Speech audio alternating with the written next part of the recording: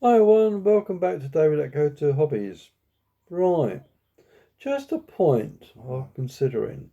Oh, by the way, if you hear some noises, I've got dogs in the room with me, and my stomach's grumbling. So if you hear some weird noises, it's either my stomach or the dog's making a noise. So my apologies.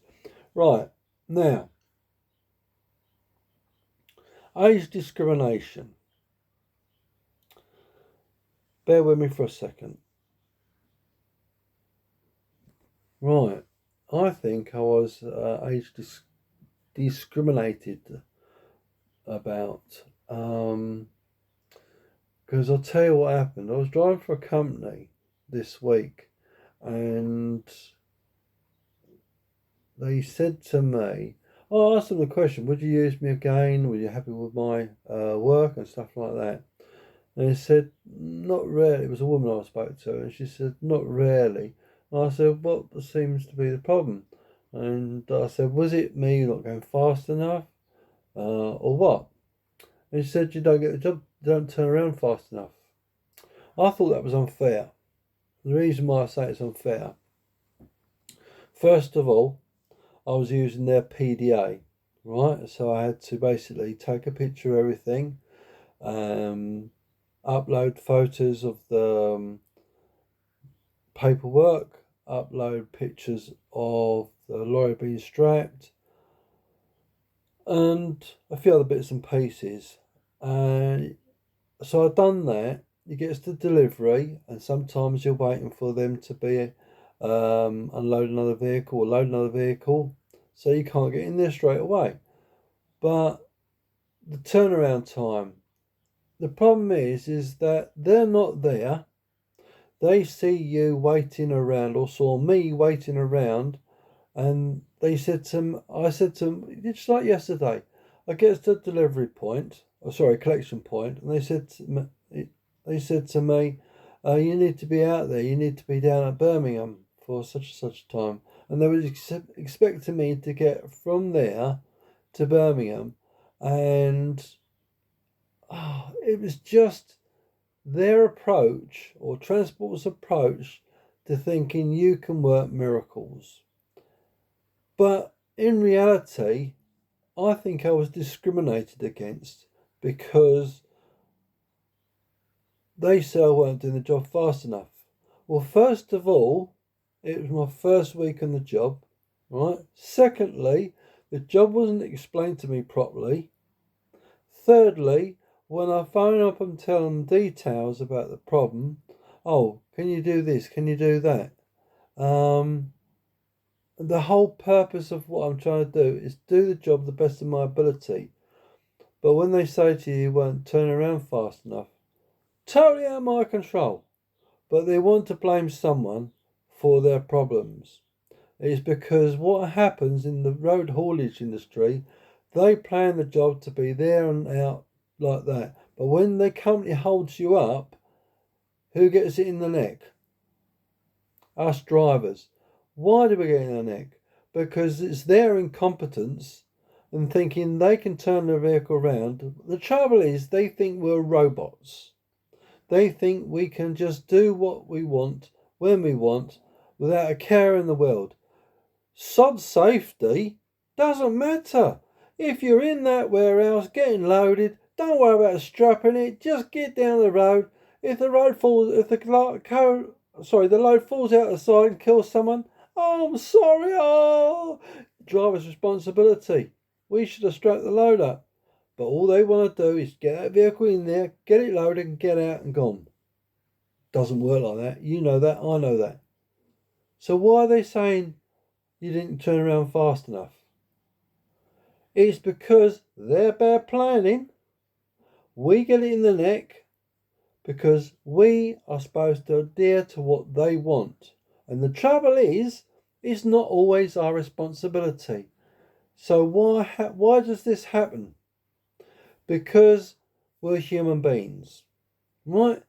I was doing my best for this company, and I was delivering their goods. I was collecting their goods. I had to strap the goods onto the vehicle. I had to unstrap it when it was coming off the vehicle. And when you've got an X amount of time to do it in, and they're putting you under the pressure of getting it done as soon as possible, safety sort of goes out the window. They don't care about safety as long as they get the job done. Totally unacceptable. I'm one of those drivers. I'd rather take my time, make sure I do it right, do it properly, no mistakes. But companies want to make money. And what do? They overlook the safety aspect, or they're pushing the driver to the limit. And you see these drivers on the motorway tailgating, going as fast as they can, so they can get from A to B as quick as they can, because they've been pushed to pillar to post. And the idiots that are driving these vehicles are not caring about safety. All they want to do is get from A to B. Or they're on like a reward system where the companies are paying them, saying 10% of what the load's worth. So the more they do, the quicker they can get done, they get this next load in, and then there's more money. So that is encouraged in health and safety issues. It's like a tipper driver on a load bonus. You get a £15 an extra per load. The more you loads you can get in, so you're terrorising around trying to get the work done. Who's responsible at the end of the day? The driver. Why is the driver tearing us around? Because the company wants to get more loads out. The driver wants to make more money.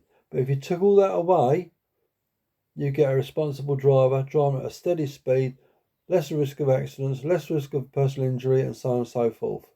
This is why the road haulage industry is not going anywhere quickly. We've got muppets and screwdrivers in control, and we've got screwdrivers drivers driving. Why do I say screwdrivers in control? Because some of those are ex-drivers. They think they know what they're doing, but all they want to do is make more profit, so they get a nice fat bonus at the end of the year when it comes Christmas time, where the bonus is dished out. So if they can cut corners and save money, great. We're making the company more money. But what about the egos? What about the self-esteem? What about safety? And this is why the road haulage industry is never going to change. Why you got those idiots in the office thinking it's all about money and not about safety. And I'll tell you something.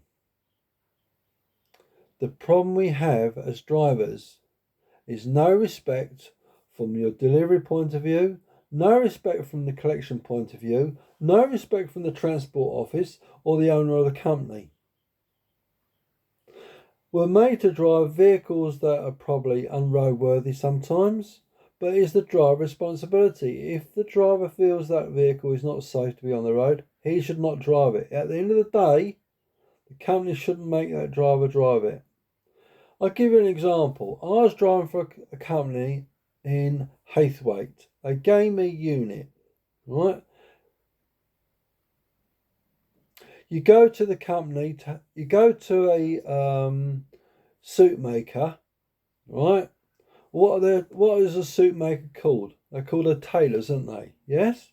This company has a similar sort of name, right? And I was given a unit, right?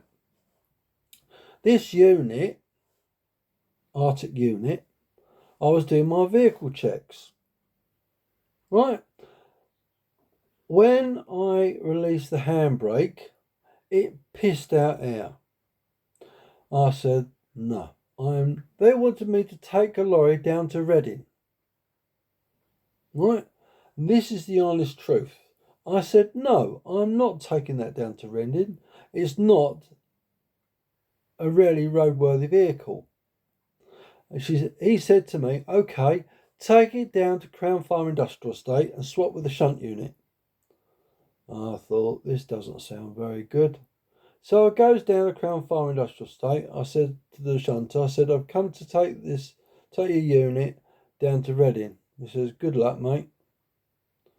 This unit had been in a jackknife accident. It had a weld all down the side of the lorry, right? It was leaking diesel on the floor, and they expected me to take this on the public highway to take down to Reading and do a delivery with it. I said, no way, fella. And then they phoned me up. They said to me, "Can you do a couple of collections for me?" I said, "No, I'm not. I'm bringing this lorry straight back." And this is the type of transport companies you've got out there. This is the type of transport management you've got out there. They don't give a flying toss about you, all as long as they get that money for the load. We are just a bum on a seat. And the trouble is, you've got every Tom, Dick or Harry driving trucks with no respect, consideration or care in the world. All they want to do is just drive. They have not got a frigging clue about safety and proper mindfulness about their safety of their vehicle, their load and themselves. They don't give a toss. And not one little toss about you or me, as long as they can get from A to B in the shortest time possible so they can F off back home once they're finished. This road hauling industry is absolutely crap. We'll pay crap money. I looked on Indeed, right, and I'm looking for a Class 1 job. And there's still companies out there paying a minimum of £12 an hour. That's how bad it is for a Class 1. Another job I went for an interview, or I've actually done a phone interview, and he said to me, "We're paying £13 an hour." I said, £13 an hour? He says, "Yes. 50 hours guaranteed." Right? I said, 50 hours at £13 an hour? I thought I was going to say, "You taking the piss or what?" And by my reaction to what he said to me, it just doesn't sound like a match then.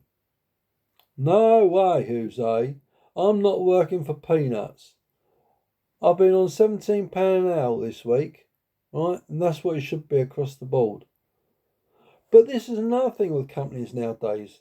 Instead of paying time and a half after 8 hours, no. They pay you a flat rate all the way through. What about overtime rate after 8 hours? Doesn't exist. I'm not being funny, but the drivers and the screwdrivers, and a lot of screwdrivers have mucked it up for us professional drivers that are higher standards. I've got 40 years plus under my belt for doing this job, and I ain't got where I am by cutting corners. I've done the job by being safety conscious, thinking about other people, and putting load security first. I've carried high value loads, millions of pounds worth of goods. I can't think how many millions of pounds of goods I've actually carried in my life, but it must have been hundreds of millions. But the point is this: